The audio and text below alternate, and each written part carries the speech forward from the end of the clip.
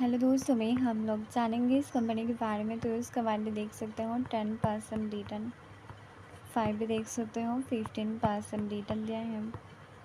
1 महीने में देख सकते हो 49% रिटर्न, 6 महीने में 50% रिटर्न दिया है। 1 ईयर में देख सकते हो 36% रिटर्न, 5 ईयर में देख सकते हो 56% रिटर्न।